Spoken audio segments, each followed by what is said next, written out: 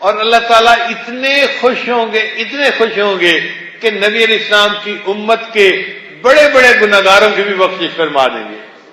حدیث پاک میں آتا ہے اللہ تعالیٰ نبی علیہ السلام کے ایک امتی کو بلائیں گے اور اس کے گرد رحمت کی چادر کا پردہ ڈال دیں گے، پھر اس کو گنوائیں گے، تو نے یہ گناہ کیا، وہ تسلیم کرے گا، تو نے یہ گناہ کیا، تو نے یہ گناہ کیا، یہ ساری زندگی کے گناہ گنوائیں گے، حتیٰ کہ اس بندے کو یہ گمان ہونے لگے گا کہ آج میں جہنم میں بھیجا جاؤں گا۔ جب بہت ڈر جائے گا نا کہ میں آج جہنم میں بھیجا جاؤں گا، اللہ فرمائیں گے دیکھ ہم نے دنیا میں بھی تیرے گناہوں پہ پردہ ڈالے رکھا، آج بھی تیرے گناہوں پہ پردہ ڈالتے ہیں، اللہ اس کے گناہوں کو نیکیوں میں تبدیل کر دیں گے۔ اس کے بعد جب رحمت کی چادر اللہ ہٹائیں گے تو مخلوق دیکھے گی اس بندے کے نام اعمال میں کوئی گناہ ہی درج نہیں ہوگا، تو لوگ سمجھیں گے شاید انبیاء میں سے کوئی بڑا نبی ہوں گے یا اولیاء میں سے کوئی بڑے ولی ہوں گے کہ جس کی زندگی میں کوئی گناہ ہی نہیں، حالانکہ وہ ایک گناہگار امتی ہوگا، اللہ کی رحمت سے اس کی بخشش ہو چکی ہوگی۔ اور ایک حدیث پاک میں تو یہاں تک آتا ہے کہ اللہ تعالیٰ ایک امتی کو بلائیں گے، اس کے گرد رحمت کا پردہ ڈال دیں گے، یعنی مخلوق سے اوجھل کر دیں گے، اور پھر اس کو کہیں گے کہ تیرا یہ گناہ چھوٹے چھوٹے سب گناہ اس کو گنوائیں گے۔ اب وہ دل میں ڈر رہا ہوگا کہ میرے تو چھوٹے چھوٹے گناہ پیش ہو رہے ہیں، میرے گناہ تو بڑے بڑے ہیں، ان کا تذکرہ ہی نہیں ہو رہا۔ جب اللہ سارے چھوٹے چھوٹے گناہ اس کو گنوائیں گے تو تھوڑی دیر کے لیے اللہ تعالیٰ خاموش ہو جائیں گے۔ جب خاموش ہو جائیں گے نا تو وہ بندہ خود کہنے لگ جائے گا کہ یا اللہ آپ نے میرے سارے گناہ گنوا دیے۔ اللہ فرمائیں گے ہاں ہم نے گنوا بھی دیے اور ہم نے تیرے گناہوں کو نیکیوں میں بھی تبدیل کر دیا۔ تو وہ بندہ کہے گا اللہ ابھی تو میرے بہت سارے گناہ باقی ہیں، اور وہ خود اپنے بڑے بڑے گناہ گنوانا شروع کر دے گا۔ تو اللہ مسکرا پڑیں گے کہ پہلے چپ رہا اور جب پتہ چلا کہ گناہ نیکیوں میں تبدیل ہو گئے تو اب بڑے گناہ بھی گنوا رہا ہے۔ اب اس کے گناہوں کو اللہ نیکیوں میں تبدیل کر کے پھر پردہ ہٹائیں گے، اور مخلوق کہے گی کہ نبی علیہ الصلوۃ والسلام کا یہ کیسا امتی تھا جس نے زندگی میں کبھی گناہ ہی نہیں کیا تھا۔ یوں اللہ تعالیٰ اپنے محبوب صلی اللہ علیہ وسلم کی امت کے ساتھ رحمت کا معاملہ فرمائیں گے اور قیامت کے دن ان کے گناہوں پہ پردے ڈال دیں گے۔ یہ امت کو نعمت کیوں ملے گی؟ نبی علیہ الصلوۃ والسلام کی صدقے ملے گی، ان کی شفاعت سے ملے گی۔ چنانچہ نبی علیہ السلام نے ارشاد فرمایا کہ اللہ رب العزت نے ہر نبی علیہ السلام کو ایک ایسی دعا مانگنے کا اجازت دی، اختیار دیا کہ جیسی دعا مانگی جائے گی ویسے قبول کر لی جائے گی۔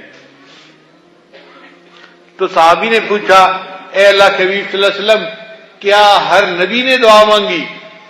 تو نبی علیہ السلام نے فرمایا ہاں ہر نبی نے دعا مانگی۔ اس نے پوچھا اے اللہ کے حبیب صلی اللہ علیہ وسلم آپ نے بھی دعا مانگی؟ تو نبی علیہ السلام نے فرمایا نہیں میں نے وہ دعا نہیں مانگی، میں نے اس دعا کو اپنے پاس ریزرو کے طور پہ رکھ لیا ہے، اور قیامت کے دن جب میری امت کا حساب ہوگا اس وقت میں وہ دعا مانگوں گا اور اپنی پوری امت کو لے کے جنت میں جاؤں گا۔ یہ نبی علیہ السلام کی رحمت للعالمین ہی ہے جس کے صدقے امت کو اللہ تعالیٰ قیامت کے دن رحمت کے ساتھ مغفرت فرما دیں گے۔ مغفرت کے واقعات حدیث میں پڑھتے ہیں حیران ہو جاتے ہیں۔ ایک حدیث مبارکہ میں ہے کہ قیامت کے دن ساری مخلوق اللہ کے سامنے کھڑی ہوگی اور ان کے درمیان میں اللہ تعالیٰ حضرت آدم علیہ السلام کو لمبا قد دیں گے۔ انہوں نے سب کپڑے پہنے ہوں گے اور جیسے کھجور کا درخت ہوتا ہے نا کہ لمبا تنا اور اوپر اس کے پتے ہوتے ہیں، ایسے حضرت آدم علیہ السلام لمبا قد ہوگا اور سب کپڑے پہنے ہوں گے، اور آدم علیہ السلام ساری مخلوق کو دیکھ رہے ہوں گے، کیونکہ وہ ساری مخلوق کے باپ ہیں، والد ہیں، تو اللہ ان کو سارا منظر دکھائیں گے۔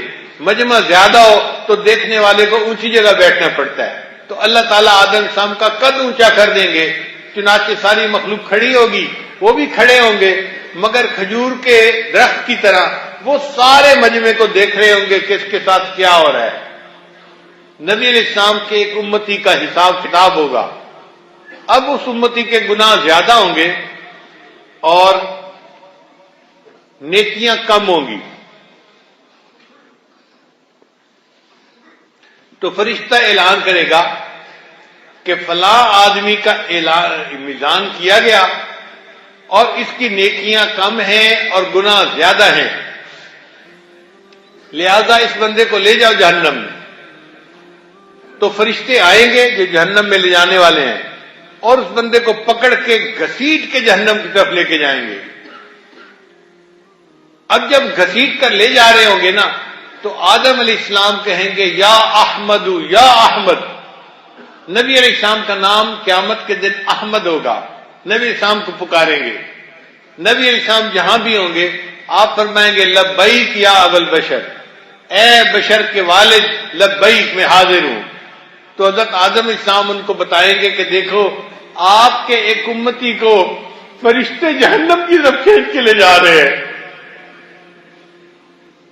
نبی علیہ السلام جب یہ بات سنیں گے تو آپ صلی اللہ علیہ وسلم کھڑے ہو جائیں گے. حدیث کے الفاظ تو یہ ہیں کہ آپ اپنی تہبند کو کس کے باندھ لیں گے. عربوں میں جب کسی بڑے کام کا ارادہ بندے نے کرنا ہوتا تھا نا تو وہ اپنی چادر کس کے باندھتے تھے کہ مجھے جاتے ہوئے کوئی رکاوٹ پیش نہ آئے. تو نبی علیہ السلام اپنی چادر کو کس کر باندھیں گے اور ان فرشتوں کے پیچھے تیزی کے ساتھ چلیں گے. وہ فرشتے اس بندے کو کھینچ کے لے جا رہے ہیں، کھینچ کے لے جا رہے ہیں. تو نبی علیہ السلام ان فرشتوں کو کہیں گے اے فرشتوں رک جاؤ رک جاؤ رک جاؤ. وہ فرشتے نہیں سنیں گے، کہیں گے نحن غلاظ شداد، ہم تو غلاظ اور شداد ہیں، سخت گیر ہیں، ہم نہیں کسی کی بات سنتے، ہم وہ کرتے ہیں جو ہمیں اللہ نے حکم دیا.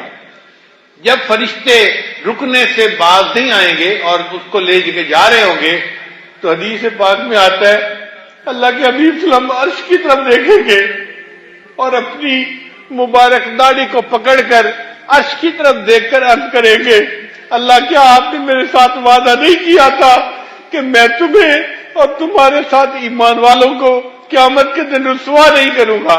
یوم لا یخزی اللہ النبی والذین آمنوا معہ، اللہ آپ نے میرے ساتھ تو یہ وعدہ فرمایا تھا.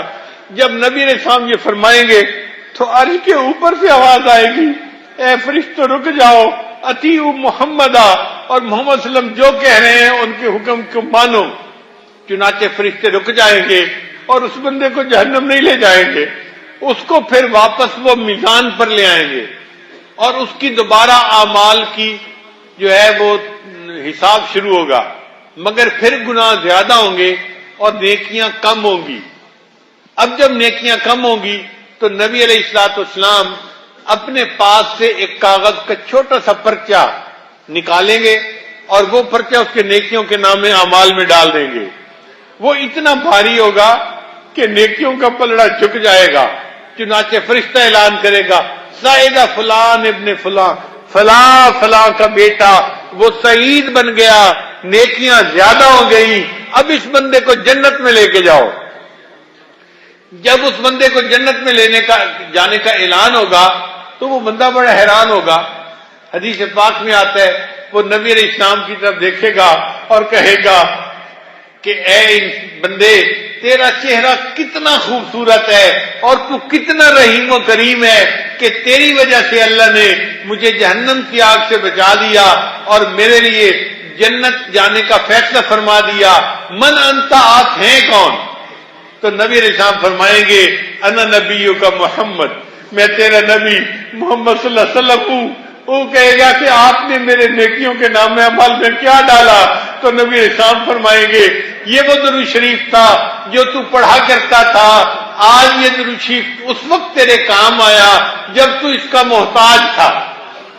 تو نبی علیہ السلام امت کی شفاعت کریں گے اور امت کے لیے جنت میں جانا آسان فرما دیں گے.